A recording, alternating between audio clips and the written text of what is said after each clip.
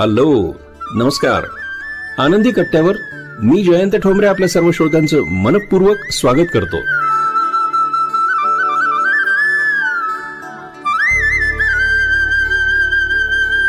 श्रोतो नमस्कार.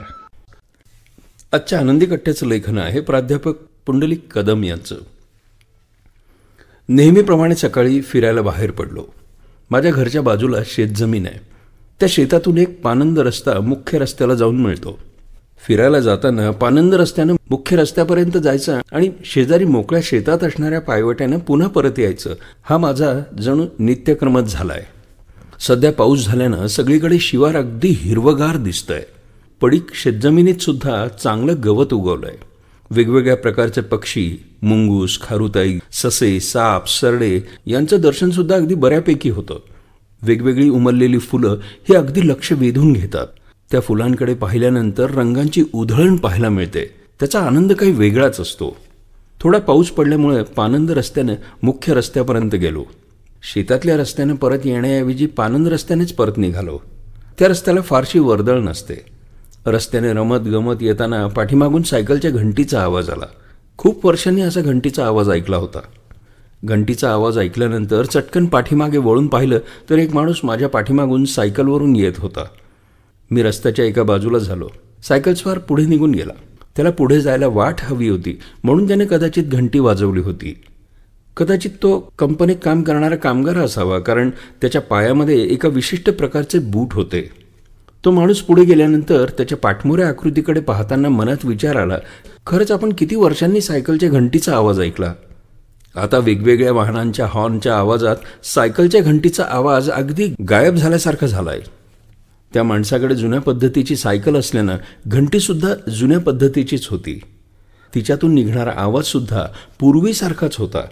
त्या आवाजामुळं मन अगदी भूतकाळात गेलं. लहानपणी मला शाळेत जायला सायकल होती. सायकल शिकताना हाफ पॅडल मारून सुरुवातीला शिकलो.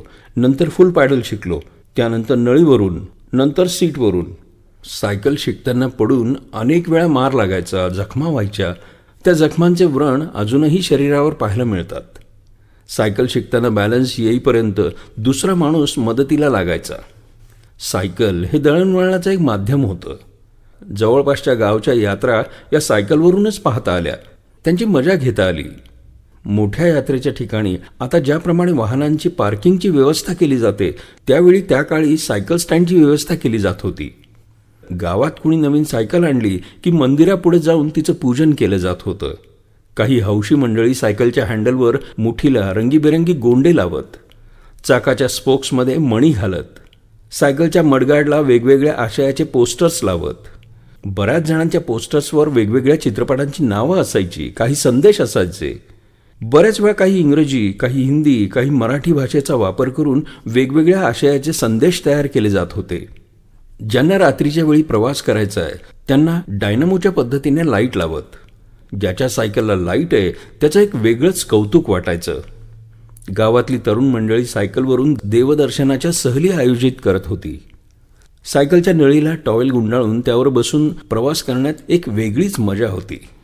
कॉलेजला जाताना दोघा मित्रात एक सायकल वापरण्यात एक सहकार्याची भावना होती. कॉलेजवरून येताना एकानं चालवायची आणि कॉलेजला जाताना एकानं चालवायची, असा एक सहकार्याचा कॉमन विचार होता. नवीन विवाहित दाम्पत्य सायकलवरून प्रवास करायचे. काही जण आपला कुटुंब कबिला घेऊन सायकलवरून प्रवास करत. पुढच्या नळीवर 2 लहान मुलांना आणि पाठीमागे सीटवर बायकोला बसवून असा तो संपूर्ण परिवार त्यांचा सायकलवरून प्रवास सुरू असायचा. काहींच्या सायकलच्या पुढच्या बाजूला बास्केटसारखं एक कॅरेज होतं. त्यात काही सामान ठेवायला मदत होत होती, पण बऱ्याच वेळा लहान मुलांना त्यात बसवलं जायचं. सायकल मानवी सहकार्याचं एक प्रतीक होती. सायकल चालवणाऱ्याला त्रास होत असला तरी सायकलवर सहज लिफ्ट मिळत होती. गावात काही विकायला येणारे लोक सायकलवर यायचे. बऱ्याच वेळा गारीगार आणि आईस्क्रीमवाल्यांच्या सायकलमागे मुलं विनाकारण फिरायची. गावात सायकलवरून येणारा भंगारवाला सायकलवरून सायकलच्या क्षमतेपेक्षा अधिक बोजा सायकलवरूनच न्यायचा. त्याचं खूप विशेष वाटायचं. गावात येणारे गुरुजी सायकलवरूनच यायचे आणि ती सायकल पाहून मुलांची एकदम पळापळ व्हायची. त्या काळी खडीचे रस्ते होते. रस्त्यावर सगळीकडे खडी निघालेली असायची. त्यावरून सायकल चालवणं फार जिकरीचं होत होतं.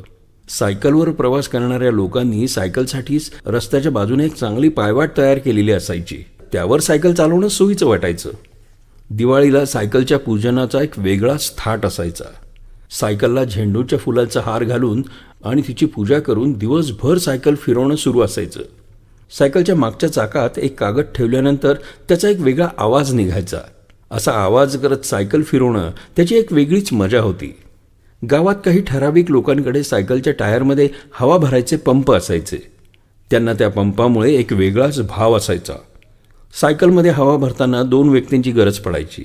एकानं नळी जाम पक्क धरायची आणि एकानं पंप मारायचा. हवा भरताना बऱ्याच वेळा पंप मारणाऱ्या माणसाला पंपाचा चिमटाही बसायचा. अनेक गावांमध्ये लोकांच्या सोयीसाठी भाडे तत्वावर सायकल मिळायची.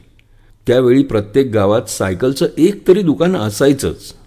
काळाच्या ओघात ही दुकानं आता बंद झाली आहेत. माझे वडील नेहमी म्हणायचे, सायकल ही गरिबा घरची संपत्ती आहे. सायकलच्या घंटीचा आवाज ऐकला आणि हे सगळं आठवलं. आत्ताच्या वाहनांच्या गर्दीत सायकल कुठेतरी हरवली आहे असं वाटतं. वाहनांचे कर्कश हॉर्नचे आवाज कानावर आघात करतायत. पण आजसुद्धा सायकलच्या घंटीनं मनाला खूप आल्हाददायक वाटतं.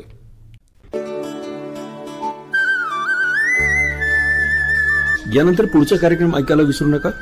आनंदी कट्टा रेडिओ जयंतवरून. तोपर्यंत मात्र आनंदी रहा.